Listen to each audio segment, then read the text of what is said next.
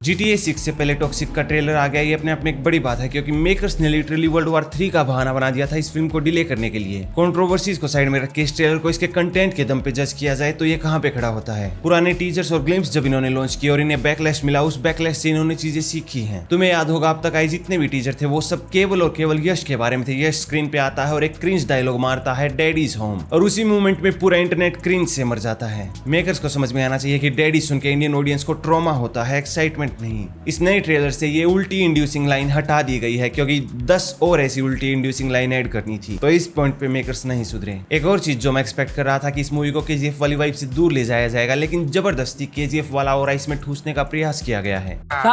आपका आवाज किधर देखेला लगता है मेरे को।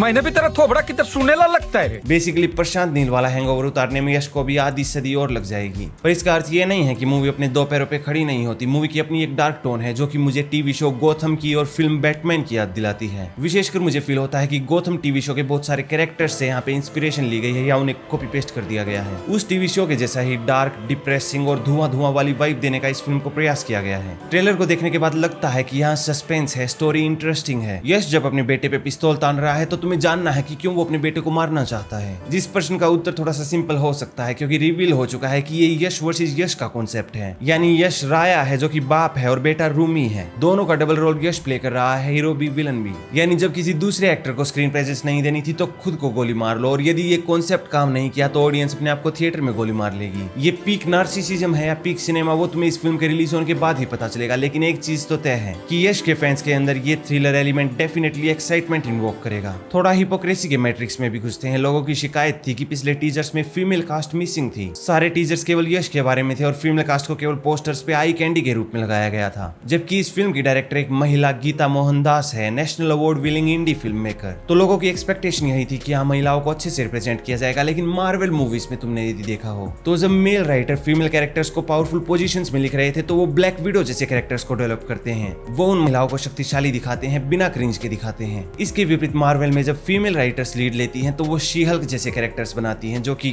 क्रिंज से भरे हुए हैं, जिसके चलते मार्वल की व्यूअरशिप टैंक कर जाती है। तो ये फिल्म मेकिंग में एक छोटा सा चलन है जहाँ पे फीमेल क्रिएटर्स दूसरी फीमेल कैरेक्टर्स को स्टीरियोटिपिकल वे में दिखाती हैं। इस फिल्म में लिटरली 5 बड़ी हीरोइन है, लेकिन उसके बाद भी ट्रेलर में इन हीरोइंस की क्या प्रेजेंस है तुम देख के बता सकते हो कि इस फीमेल कास्ट का प्रयोग केवल यश के आगे पीछे लव इंटरेस्ट के रूप में घूमने के लिए या फिर रोने धोने के लिए प्रयोग किया गया है। फ्रंट सेंटर में हीरो विलन में हर कहीं केवल और केवल यश इस मूवी में है। कियारा आडवाणी का वो डायलॉग, वो मुझसे नफरत करते हैं, वो इतना क्रिंज और फोर्सफुल है कि कबीर सिंह के डिलीटेड सीन्स भी उसके सामने शर्मा जाएं। इन फीमेल कैरेक्टर्स की कनपट्टी पे मानो बंदूक रख दी गई हो कि तुम्हें सारी डायलॉग डिलीवरी केवल क्रिंज इंग्लिश में करनी है। और यहीं पे ट्रेलर की सबसे बड़ी, सबसे गंदी और सबसे अनफॉरगिवेबल प्रॉब्लम आती है, जिस चीज को देख के मुझे जेन्युइनली घिन आती है, और वो है इनका गोरा वैलिडेशन सिंड्रोम। महीनों पहले मैंने तुम्हें बता दिया था कि इस मूवी को मेनली वेस्टर्न ऑडियंस को इंप्रेस करने के लिए बनाया गया है, इसलिए इस फिल्म को ओरिजिनली इंग्लिश में भी शूट किया गया है। ये यश की मूवीज का एक रिसेंट बीमार ट्रेंड बन चुका है कि यदि यश की मूवी होगी तो उसमें सारे कैरेक्टर्स इंग्लिश के साथ ऑब्सेस्ड होंगे।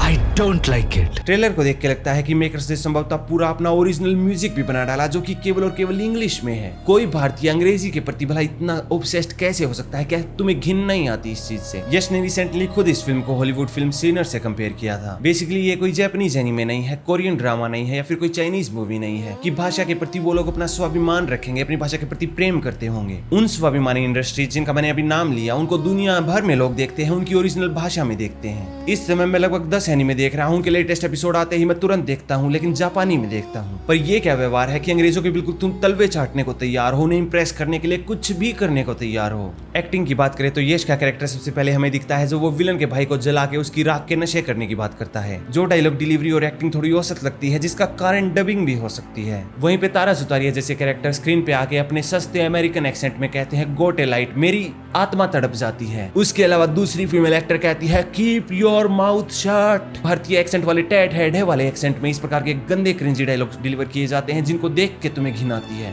जिसके बाद लिटरली प्रश्न केवल एक ही पूछना बनता है कि अंग्रेजों को क्या बिल्कुल ऑफिशियली इन्होंने अपना बाप मान लिया है? ऐसे क्रिंज इंग्लिश डायलॉग कभी भी एक भारतीय पे नेचुरल नहीं लगेंगे, वो चीज संभव ही नहीं है टेक्निकली। एक सूट्स जैसा अंग्रेजी टीवी शो सोचो जो कि न्यूयॉर्क में सेट है, वहाँ पे सारे कैरेक्टर स्टाइलाइज्ड हैं। वो कैरेक्टर जब स्टाइल में खड़े हो, स्टाइल में डायलॉग मारे अपनी इंग्लिश भाषा में, तो वो लोग जेन्युइनली स्क्रीन पे अमेजिंग लगते हैं, सेक्सी लगते हैं। वो अपनी खुद की रेंज में है, खुद की भाषा में है, खुद के देश में है। वो उनकी खुद की नेचुरल फोनेटिक बाउंड्री है, उनका खुद का एक्सेंट है। उन्हीं अंग्रेजों के रियल स्टाइलिश ग्लैमराइज्ड कैरेक्टर्स को जब यहाँ पे कॉपी किया जाता है और वही टूटी फूटी अंग्रेजी बोली जाती है तो वो उनकी जीवा से निकलती गंदी लगती है। तुम बता सकते हो ये इन पे सूट नहीं करती। हमारे पास हमारे वॉइस बॉक्स में वो टैट है वाली नेचुरल साउंड है जो कि हार्ड हीटिंग होती है, जिनके बाद भारतीय शब्द, वो भारी भरकम शब्द, वो हम पे सूट करते हैं। उन्हें जब हम बोलेंगे वो हम पे सुंदर लगेंगे। जिस प्रकार रशियन लोगों पे उनकी रशियन भाषा सूट करती है, उनके भारी भरकम शब्द उन पे सूट करते हैं। और सबसे बड़ा सवाल, तुम इस फिल्म के हिंदी ट्रेलर को असल में हिंदी बोल ही क्यों रहे हो जब उसमें हिंदी ही नहीं है? तुमने अपने गंदे इंग्लिश डायलॉग जो कि तुमने लिटरली इंग्लिश में ही शूट किए थे, तुमने उनको इंग्लिश में ही यूं का यूं रख दिया हिंदी ट्रेलर के भीतर और उसे बोल दिया हिंदी डबिंग। डबिंग शब्द क्यों हो जब उन इंग्लिश शब्दों को, इंग्लिश सेंटेंसेस को डब ही नहीं करना? तुम्हें अपनी गंदी क्रिंजी अंग्रेजी फिल्म को, जहां पे तुम सोचते हो तुम अंग्रेजों की औलाद हो, तुम्हें सीधा अंग्रेजी में इसे रिलीज करना चाहिए था और हिंदी सबटाइटल्स दे देते हम मूर्ख भारतीयों के लिए। मेरा जेन्युइनली इस फिल्म के मेकर्स को अनेकों गंदी गालियां देने का मन करता है, जितनी भी मैं सोच सकूं, पर मुझे पता है वो सारी व्यर्थ हैं क्योंकि ये सुधरेंगे नहीं। सारे अंग्रेजी डायलॉग इस ट्रेलर में पहले आए टीजर्स में शुरुआत से लेके अंत तक सबके सब गंदे दिखते हैं, सबके सब मैं सुनता हूँ मुझे घिन आती है। मैं किसी फैंडम का हिस्सा नहीं हूँ, मैं दिखावा नहीं कर सकता कि ओ ये तो ओवर द टॉप है, ये तो अमेजिंग है, और ये तो पता नहीं फलाना ढिमकाना है। मैं इस फिल्म को जो मेरी स्क्रीन पे दिख रहा है उस कंटेंट के रूप में जज कर रहा हूँ। यदि मुझे एक हॉलीवुड फिल्म देखनी है जो कि अंग्रेजी एक्सेंट में है